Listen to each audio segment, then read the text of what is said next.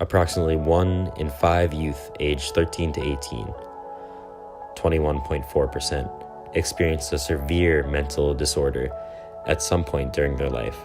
For children aged 8 to 15, the estimate is 13%.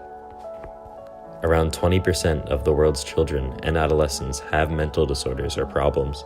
Suicide is the second leading cause of death among 14 to 18-year-olds. The North Fork Health Initiative has been a wonderful resource for the schools. We've been able to have access to therapists for our students. It is something that we can use when we see a need, and we are able to call Family Service League, and we've been able to get students seen within a day or 2 days versus before the North Fork Initiative, there was almost a 2 to 3 month waiting list. With the North Fork Initiative, we have that direct connection. Thank goodness. I think we have one of the most needs.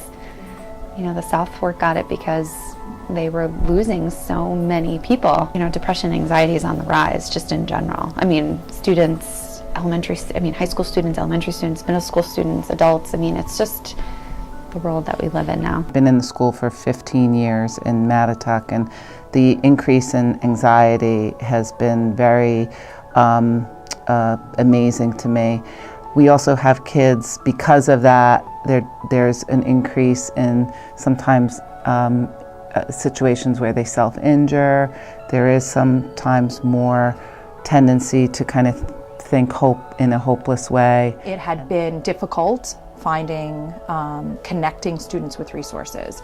Now that we have the initiative, I have not had an issue getting any students seen this year. That is the first time in my 12 years here that I have been able to kind of easily get a student into treatment. And we are above state norms and above national norms out here for substance abuse usage.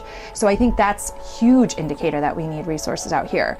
Not only geographically are we at the end of the island, but we're sort of disconnected from having other things that are not just doctors and mental health practitioners, but social things for kids to do.